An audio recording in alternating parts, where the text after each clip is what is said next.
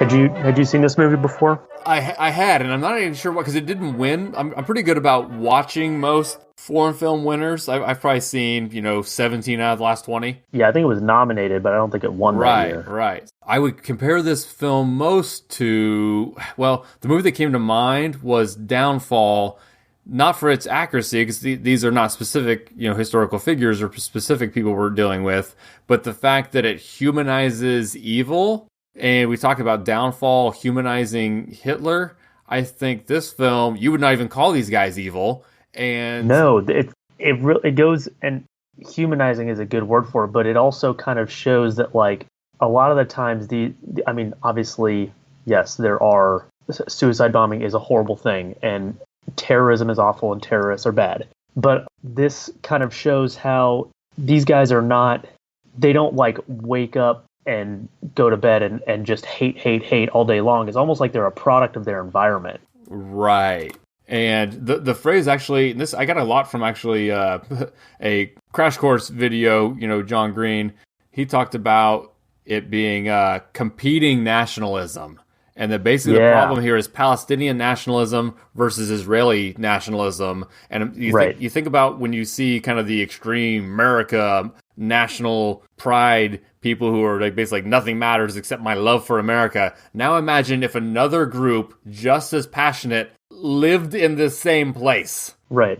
Yeah. That's what you have with Israel and Palestine. Right. And it's super fervent nationalism, but also neither one recognizes the other's nationalism as legitimate, and neither side recognizes the other side's gripes as legitimate, and also they both live in the exact same place. Right. And also the international community is split too. So you have the United States, it's very pro-Israel, but a lot of the rest of the international community is not necessarily anti-Israel, but they at least recognize, that Palestine should be its own country, or they do recognize Palestine as its own country, whereas Israel says, well, how can I be oppressing Palestinians? That's not even a real thing, because Palestine isn't a real country, because those are just people that live in Israel. Right. And that's always frustrated me as well, because our government is against the two-state solution, or at least thus far has not been able to implement it. My biggest gripe with that has always been, as someone who is against the two-party system and has never been registered with a party, that there's no political advantage to supporting Palestine. And both sides feel like it's advantageous to back Israel no matter what. It's also, and this is kind of especially true in the United States, it seems that it's hard for politicians to criticize Israel, the country, without being labeled as anti-Semitic against Jews. And that does go the other way too, because then it's hard for people to criticize the actions of Palestine without being labeled as Islamophobes. Right. And that's kind of deals with the complicated nature of this whole issue. Right. And that's kind of, so before we continue, let's try and just kind of get out on the table that what different words mean. So, yes. So not all Muslims are Arab, obviously. Not all Arabs are Palestinians. Palestinian is a very specific thing. It's people who have they're ethnic Arabs that live in the area that has been known as Palestine. But also, not all Palestinians are Muslims. Right. So there's various Venn diagrams being drawn here, right? Right. Palestinian is a national identity. It's not a religious one. Correct. They just happen to be predominantly Muslim, but many are not. Right. Right. Yeah.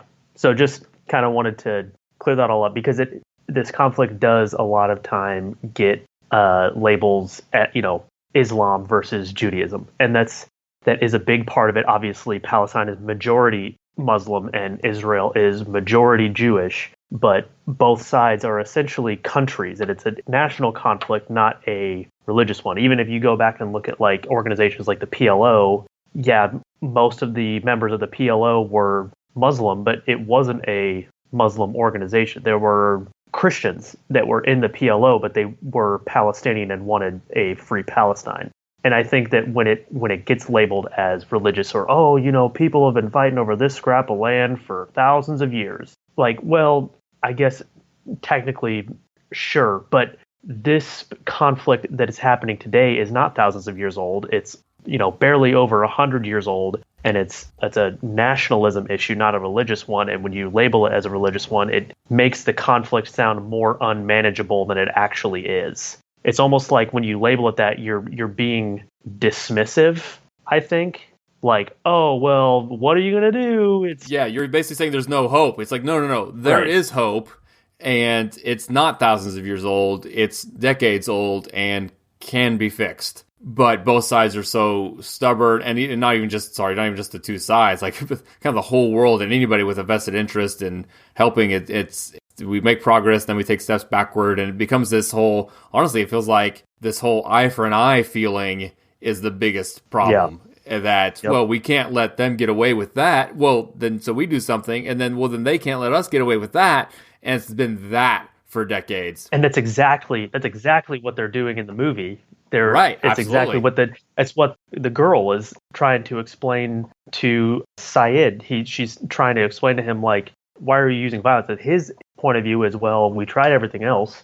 We tried being peaceful. We tried political solutions. None of that worked. So why not use violence? Like, what other option do we have? And her, side of it is, well, if you are using violence, then it's just that's going to be the justification for further occupation and further violence towards Palestinians. Yeah. It's honestly similar to what we talked about in Traffic with the character telling the cop that these people are just going to get high anyway. Arresting me doesn't make a difference, blah, blah, blah, blah. So it's kind of the same thing here where doing the suicide mission won't make a difference. So why are you just going to throw your life away for something that's not going to make a difference and isn't the way to get what we want?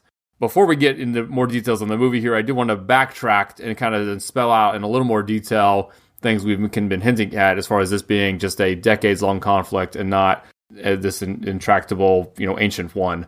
So basically, about 100 years ago, 130 years ago, in the late 19th century, Palestine, because Israel did not exist, keep in mind, Palestine had about 3% of its population was Jewish in the late 19th century. Right. And it was, at that point, it was part of the Ottoman Empire, right? Right, true. It was all part of the Ottoman Empire, but there still was a region within the Ottoman Empire that was, recognized as Palestine. And 3% of that population was Jewish, and there was Christians, Muslims, Jews, all living there, essentially, for all intents and purposes, peaceful coexistence. And there was, basically after centuries of, we've kind of talked about this, you think about something like Fiddler on the Roof with the Pale settlement and Jews not being really accepted there. Jews have just always had a hard time being accepted wherever they were living in Europe. So in the late 19th, earliest 20th century, there was something called the Zionist movement, where basically Jews themselves and also even advocates on their behalf recognized that the Jews needed a home base, a country that wouldn't be wouldn't be like a religious-based country, but it would just be a country where Jews could go and live and have a country that was their own. I think I watched I watched that crash course video about this, and in it, John Green says that since,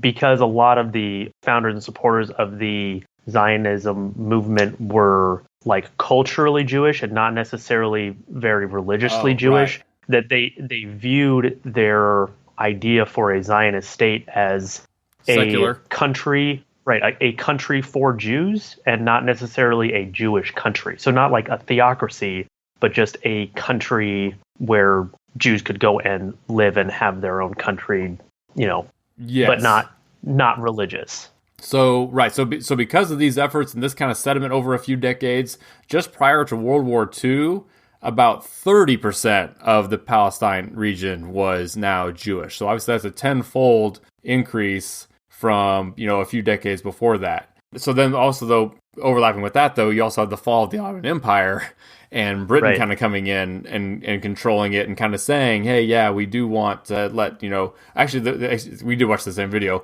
basically that they promised the area to like 3 different groups. Yeah, they promised it to themselves. They in a deal with France, they said, we are going to control this area, and then they promised it to Jews, or no, they promised it to the Palestinians, Right. and then they also promised it to a group of Arab leaders.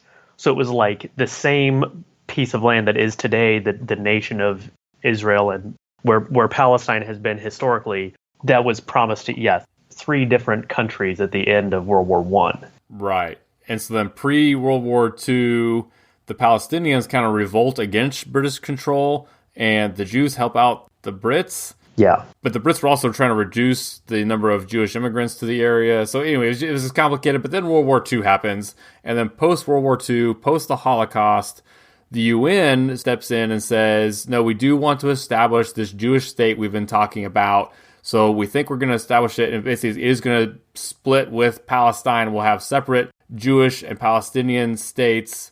Yeah.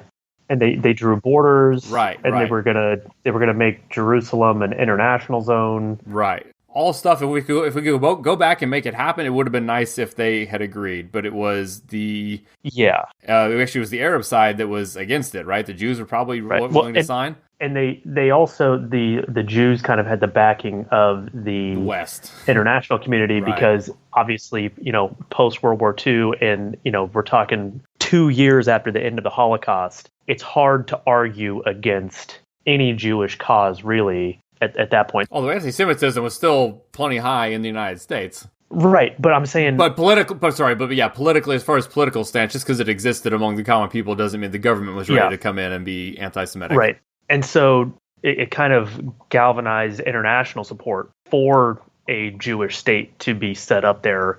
But you're right. It was I think at that point it was then the Arabs were the ones that were not satisfied with that solution. A lot of those countries had just gotten independence themselves, and they didn't, and they kind of viewed that as the UN taking away land that they had just, after decades of fighting, they finally had their own countries, and now the UN's coming in and saying, no, you have to give up this land for a Jewish state. Right. And then Israel wins the subsequent war, and now there is no... So basically the UN set up 2 states. Now Israel's like, no, it's all ours, and there's going to be these Palestinian areas, but they're all still part of Israel. Yep. So that was in the late 40s. So now we've just had this conflict ever since of Israeli autonomy versus the Palestinians' right to exist. Right. Which basically Israel hasn't recognized. But again, I almost feel like it's, because looking online here, it almost seems like, yes, the official stance of the state of Israel is that, sorry, Palestine.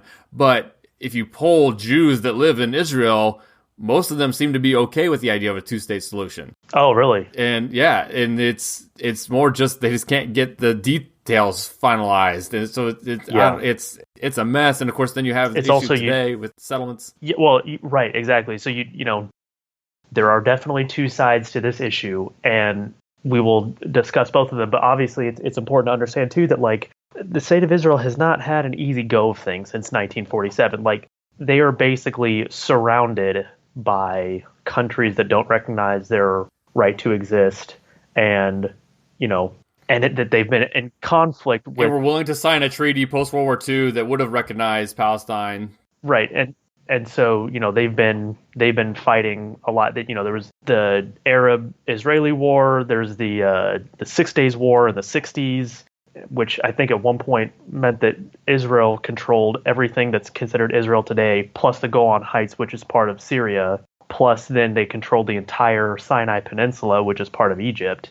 And they ended up giving most of that, they gave the Sinai Peninsula back. That's not part of Israel anymore. But yeah, so lots of conflict over the course of the 20th century. Yes, and both sides have been intractable in their positions, and yes, we kind of they do kind of set up. You hear about Gaza Strip and the West Bank, which again, if you look on a map of Israel, those are just kind of 2 chunks. The West Bank is kind of this big center chunk on, actually, ironically, on the east side of Israel, but it's the West Bank of the Jordan River. Right, but it's kind of funny.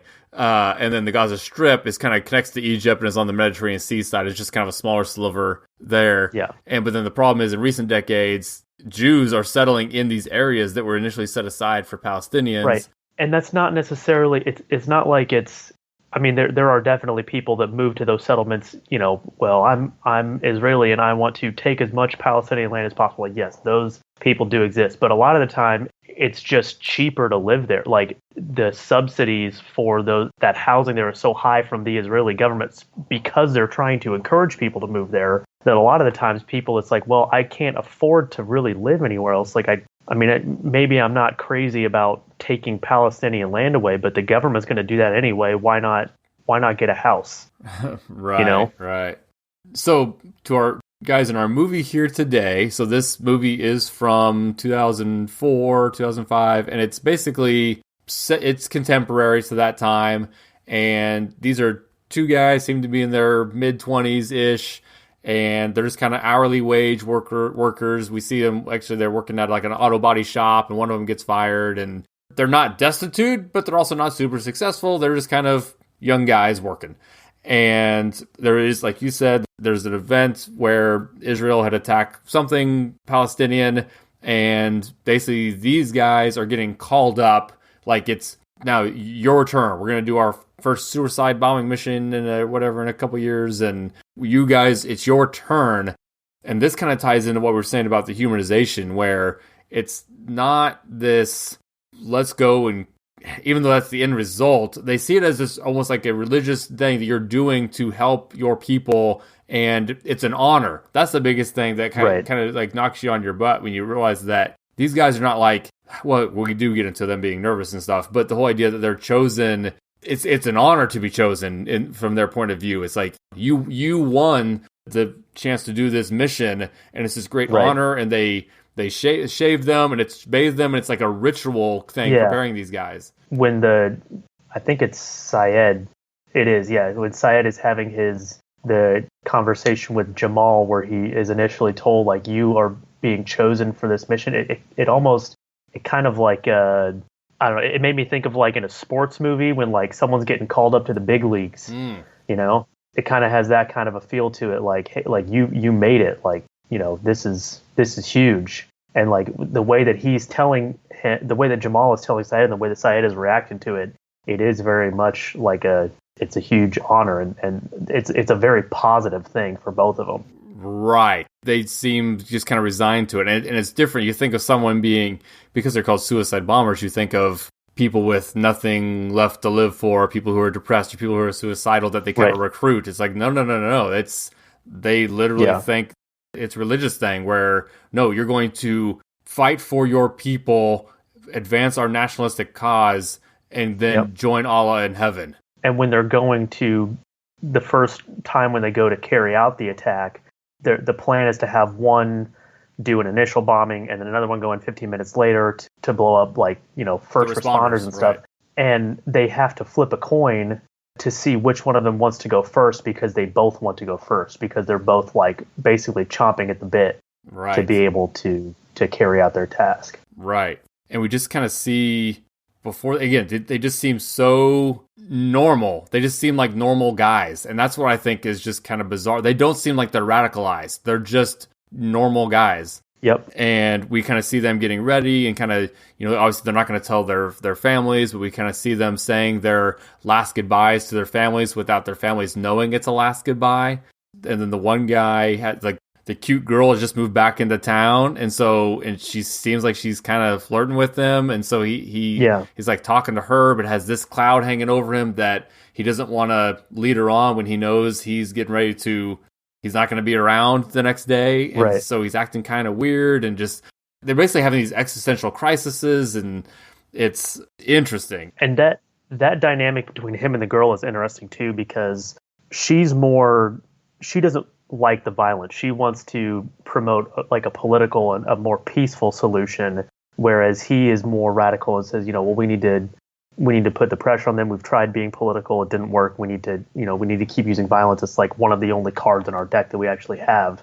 But it's also kind of informed, their viewpoints are informed by their history, because her father was some like revolutionary who died fighting the Israelis, and then his father was a sympathizer, an Israeli sympathizer, and was actually even, collaborator, right, and was found out and shot. So it's almost like They're they're both trying to overcompensate for their parents. Yeah. right, because he feels this tremendous shame that was brought on his family. Like, I need to make up for, the shame of my father being a collaborator.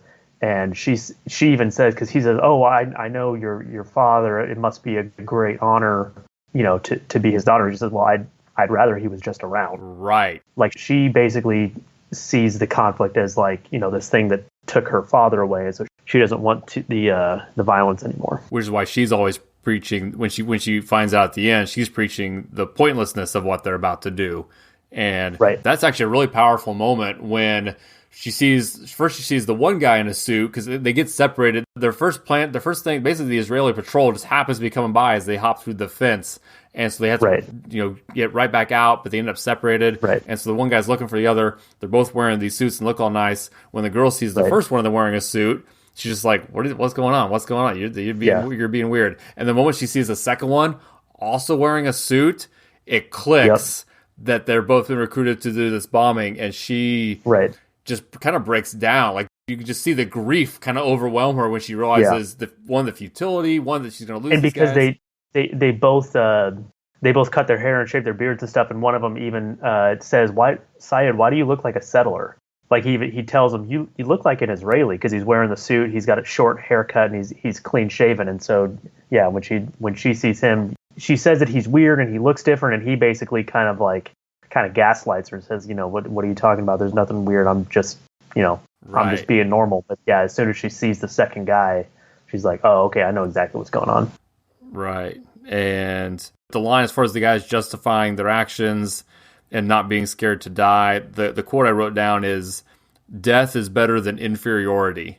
Yeah. And when you have this stronger oppressor that basically won't let you have your own country, and again, we talk about this being this nonstop conflict, but it's a one-sided conflict. Israel has all the strength. So you don't hear about Israeli suicide bombers because the Israeli military obfuscates the need for Israeli suicide bombers. And then the Palestinians with no military, like we've talked about in a million other movies, see it as their only way to fight. And then again, it's tied to this nationalistic and religious pride.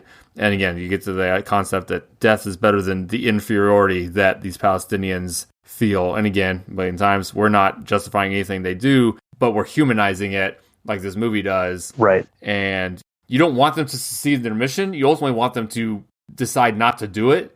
But you recognize the validity of their experience as humans. And I think that's kind of the biggest reason to recommend this movie. It's also it's super tense and really suspenseful when Syed is walking around, because the whole time he's doing that, he still has the bomb strapped to him. Right. Khalid has his removed or whatever, but yeah. Right. And so he's he's walking around trying to make contact, with the rest of, I guess the first thing he does is he almost blows up a bus. He almost blows up a civilian bus. And he sees a little girl and decides not to. He's a little girl and decides not to get on the bus. So then he's just kind of walking around aimlessly.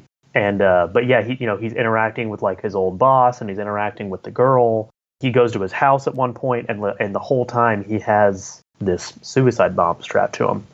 And that brings me to another point that kind of surprised me. So there's a lot.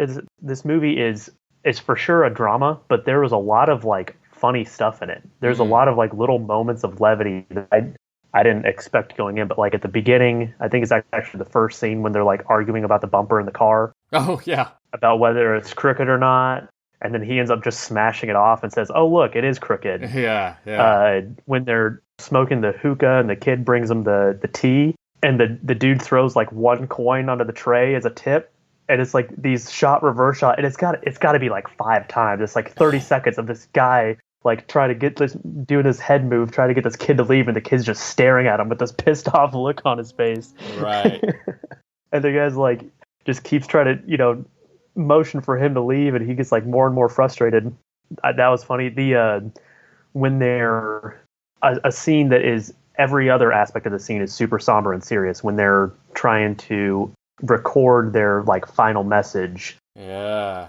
And the camera, it won't record.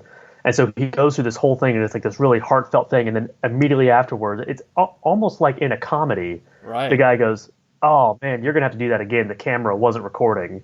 And so he starts again, and he goes, "Nope, camera's broken. Got to stop."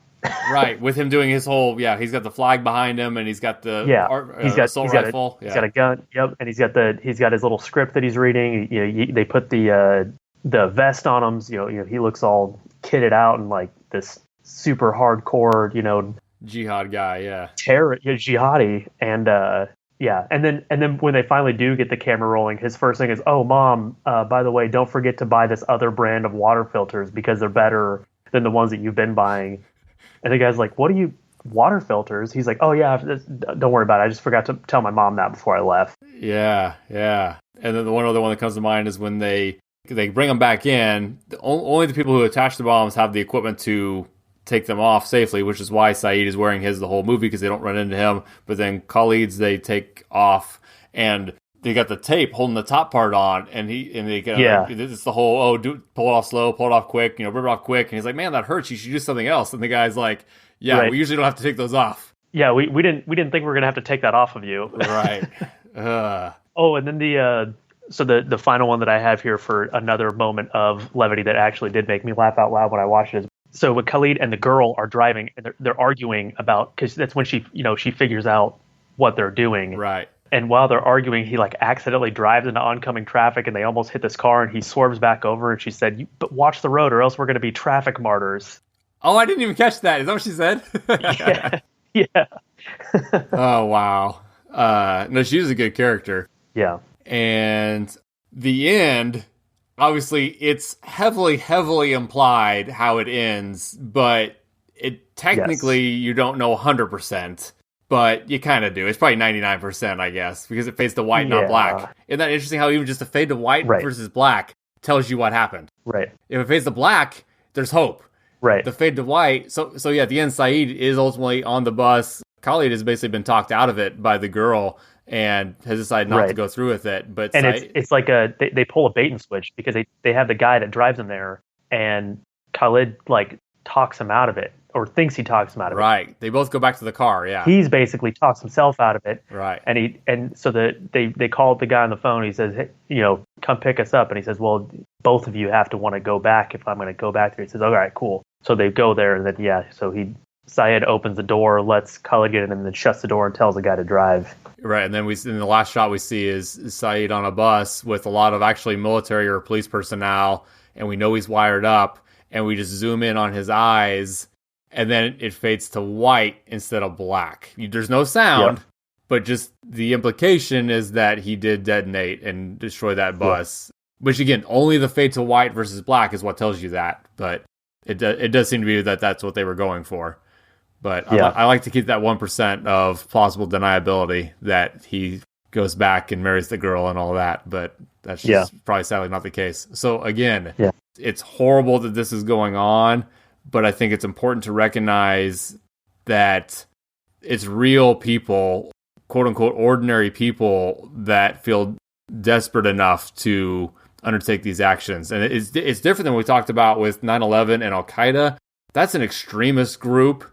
Versus Israel and Palestine, it's so much more personal and so much more relevant to their daily lives. And again, we get this fueled nationalism that, again, it's not anymore justified, but I think the threshold to commit these acts is maybe lower, and going to be less radicalized people because they're in such desperate straits. Is that maybe a fair way to say it? Yeah. And when it's framed this way, I mean, I personally could never imagine the fact that people will like commit acts like that on behalf of their religion is beyond me. Like, I don't understand that at all. But doing something, I mean, not killing innocent people, but doing something drastic for your country, to me, is more relatable. Because it's not this abstract, possible heavenly thing. It's the people you live with and care about, and you're trying to advocate on their behalf versus some reward you're seeking. And obviously this kind of plays into both sides of that, with them kind of talking about the religious side of things. But the guys here don't seem to be particularly religious or focused on that. Right. And they do, the whole time they're saying, God is great, God will protect us, God will save it. But it's almost like it's rote. They just happen to be Muslim. Like, right. that's not their motivation for doing what they're doing. Right. They're doing what they're doing for their families and for their community and their country, whatever, which again, it's horrible, but you can at least understand their motivation. It's not just a purely religious thing. I do really like the actor that plays Khaled, Ali Suleiman. I've seen him in... He did look familiar, yeah. In some other stuff. He's been in other movies. He's been in Lone Survivor. He's in that TV show that I mentioned in the 9/11 episode, The Looming Tower. He plays a Yemeni general. He's the main villain in the Amazon Jack Ryan TV show with John Krasinski.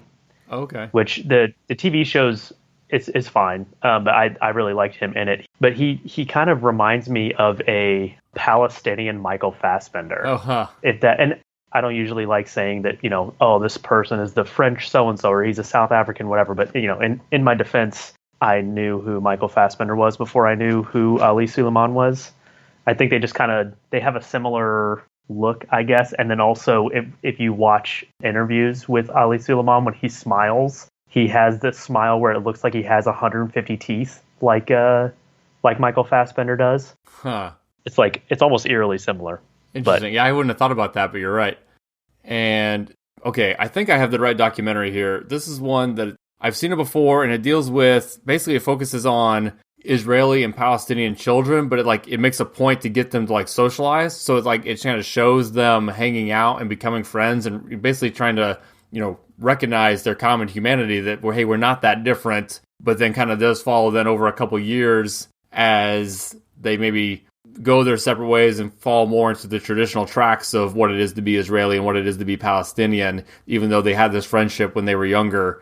And it's a documentary nominated for an Oscar, and I'm pretty sure this is the one I've seen before, but it's just kind of heartbreaking in a different way, because obviously in Paradise Now, they don't really deal with any Israeli characters at all. The Palestinians are just kind of, there's not even any with speaking parts, is there? Versus this documentary does just a really good job of, I don't know, almost making you hopeful, but then also sad. And it's been forever since I've seen it, but I do recommend it as another look into this conflict. It's called Promises. It's a 96% on Rotten Tomatoes. I suggest you check it out. As far as Paradise Now itself, it is an 89% on Rotten Tomatoes. It was nominated for Best Foreign Film at the Oscars and actually won Best Foreign Film at the Golden Globes. Mm-hmm. So we highly, highly recommend it as an important look into this conflict. And I think it goes a long way towards humanizing people that it's probably easy to think on the surface are incapable of humanizing. So check it out. Next week, we will continue dealing with issues in the Middle East post 9/11 with the Oscar winner for Best Picture, The Hurt Locker.